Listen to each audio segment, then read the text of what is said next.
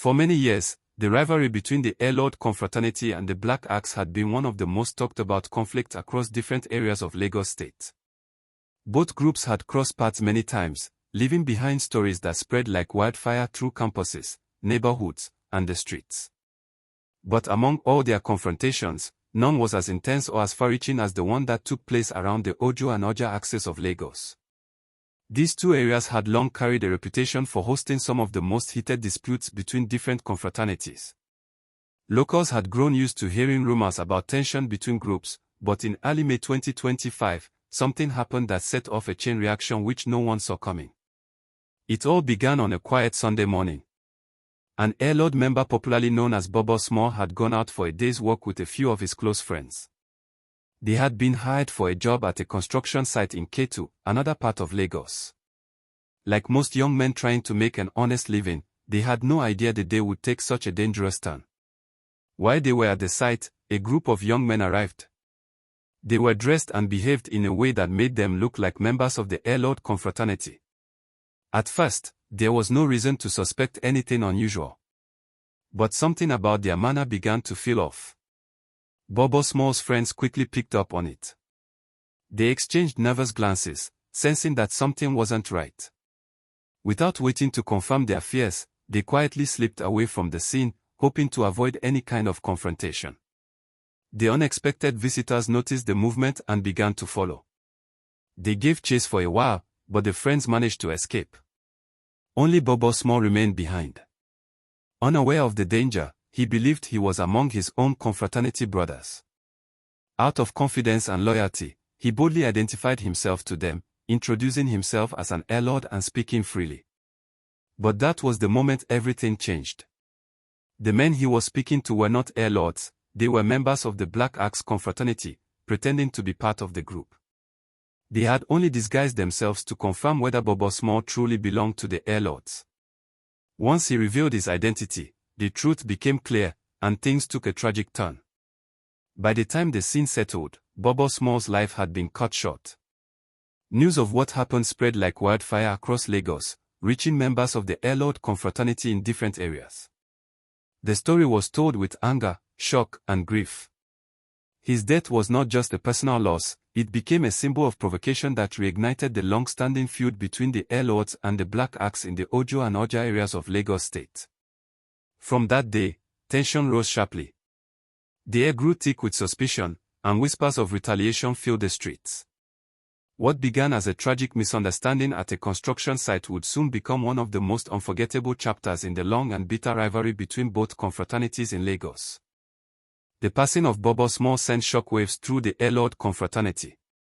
For many of his brothers, it was not just another loss, it was a painful reminder of how deep and dangerous their rivalry with the Black Axe had become. But what truly fueled their anger was when a disturbing video began circulating. In that video, Bobo Small was seen being questioned and humiliated before he was taken down. The clip spread quickly among confraternity circles, and every Airlord member who saw it felt a surge of rage. They could not believe that one of their own had been treated in such a manner. Within days, the mood inside the group changed completely. Meetings were called, and phone calls went back and forth between different members across Lagos. Everyone was asking the same question: what are we going to do about this? Plans for retaliation were drawn up almost immediately. The Airlords wanted to send a message that they could not be disrespected. However, they soon discovered that taking action would not be as easy as they expected. The incident had attracted the attention of security operatives, and the Ojo area was now being heavily monitored. Patrol vans moved around frequently, and officers were stationed near key corners known for confraternity activity. This made it nearly impossible for the Airlords to strike without drawing attention. For days, they waited. Some grew impatient, while others urged caution. The tension within the group was high, but eventually, the opportunity they had been waiting for appeared. It was one bright afternoon when a few Airlord members spotted a young man believed to be a Black Axe member known as Tohib. He was walking along a busy road, completely unaware that eyes were on him. The Airlords quickly recognized him from earlier encounters and saw this as their moment. Without wasting time, they acted on impulse and confronted him. Before long, Tohib had been taken down right there in broad daylight. News of the incident spread fast, just as it had when Bobo Small lost his life. People whispered about it in shops, on buses, and on social media. For residents in those areas, it was another reminder that the rivalry between both confraternities was far from over. The two events, the loss of Bobo Small and the retaliation that followed, carried powerful lessons about the dangers of confraternity life. They showed how easily someone could be deceived or trapped by people pretending to be allies, and how quickly things could spiral out of control. Many observers noted that in this kind of lifestyle, even a simple mistake could cost a person dearly. Sometimes, it wasn't about what you did, just being associated with a confraternity was enough to make you a target.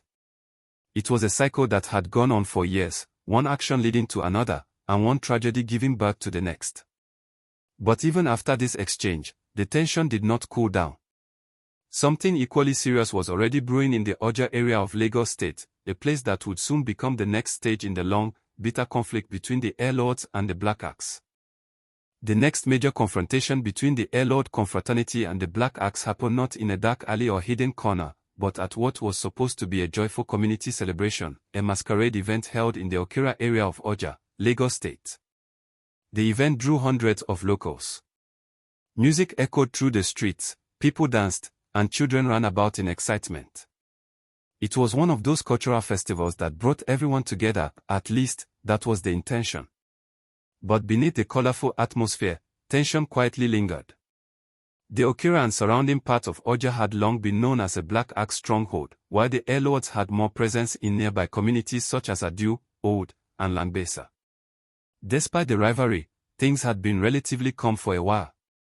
There was a silent understanding between both sides to avoid unnecessary confrontation. But that uneasy peace would not last much longer. As the celebration went on, a group of Airlord members decided to attend the event in Okira. It was meant to be a simple show of presence, nothing more. But once they arrived, their energy shifted the mood completely. Witnesses later said the Airlords came in full confidence, expressing themselves loudly, displaying their hand signs, and chanting their group slogans openly. To them, it was an expression of pride and identity. But to the Black Axe members who dominated that territory, it was seen as open provocation, a direct show of disrespect on their own turf. Words began to fly. Voices were raised. Some elders and community members quickly stepped in, trying to calm things down before things got out of hand. After some heated moments, the issue was eventually settled, at least for that day. The event went on, and the Airlords eventually left the venue. But the damage had already been done. The tension didn't fade with the sound of the drums, it only sank deeper into the hearts of those involved. A few days later, things took another turn. Reports began circulating that a Black Axe leader in the area had been targeted by suspected Airlord members. The man was attacked and seriously injured, but he managed to survive. That single act became the spark that set off yet another wave of conflict between both confraternities. In retaliation, members of the Black Axe group launched an operation of their own. They moved into Adu, an area known to be dominated by the Airlords, looking for anyone connected to the group. It was there that they found a young man named Abdul, popularly known as Odor. Odor was not known to be a troublemaker. People described him as calm, respectful, and someone who avoided confrontation. Unfortunately, what happened to him had nothing to do with personal actions, it was simply about his association. Because he was identified as an Airlord member, he became the target. The news of Odor's death spread quickly across the Oja and Okira communities. Many who knew him were shocked, not just because of his peaceful nature, but because of how far things had escalated in such a short time. It became a painful reminder that once a confraternity conflict begins, it rarely stays controlled, it spreads from one area to another, pulling in people who may have no hand in the original problem. The Oja clash marked another dark chapter in the ongoing struggle between the Airlords and the Black Axe in Lagos. What started as a cultural celebration, a day meant for joy, music, and togetherness, ended up exposing the fragile peace that existed between both groups. It showed once again that in the world of confraternity rivalries, pride, identity, and revenge often come at a cost too high for anyone to truly bear. As the tension between the Airlord Confraternity and the Black Axe continued to spread across different parts of Lagos, it eventually reached another major area, Isolo, a bustling part of the city known for its busy markets and constant movement. By this time, many people in Lagos had already grown used to hearing about clashes between confraternities in places like Ojo, Oja, and Ketu. But no one expected that Isolo would soon become the next battleground in the conflict. At the center of this new wave of trouble was a man named Shakiru, a former leader of the Airlord Confraternity in the area. Shakiro was a well-known face around Isolo. People recognized him easily, not only because of his past leadership role in the confraternity but also because of his reputation on the streets. He was known to be bold and often described by locals as a stubborn and restless man. Some residents claimed he was involved in petty theft, especially phone snatching and street crimes that frequently disturbed the peace in the neighborhood. There were also rumors that he had been involved in several confraternity disputes in the past, with stories saying he had confronted and even overpowered members of rival groups on multiple occasions. Despite all of this, many people still believed that Shakiro had the potential to change. In fact, there were times when the community tried to give him a fresh start. In one video that went viral the previous year, Shakiro was caught trying to steal a phone from a passerby. The angry crowd quickly surrounded him, shouting and threatening to deal with him on the spot. But before things could get out of hand, some elders and members of the local security group stepped in. They rescued him from the mob and handed him over to community security operatives. Everyone thought that would be the moment he would reflect and turn over a new leaf. But when he was eventually released, it seemed he returned to the same lifestyle. Some people who knew him personally said he was given several chances to walk away from the path he had chosen, but each time, he ignored the warnings. Those close to him later said that Shakiro's downfall was something that almost everyone saw coming. He had made too many enemies, not just from rival confraternities but also from within his own circle. Some claimed he had disagreements with powerful figures who once protected him. According to street reports, on the day everything happened, Shakiro was said to be attempting to take someone's phone around the Isolo area when a Black Axe squad reportedly caught up with him. Witnesses said the men had been looking for him for some time, and that day, his luck finally ran out. However, not everyone believed that what happened was just about his street behavior. Some sources suggested that it had more to do with his personal fallout with a notorious former Black Axe leader known simply as 70. Both men had reportedly clashed some weeks earlier at a local ceremony.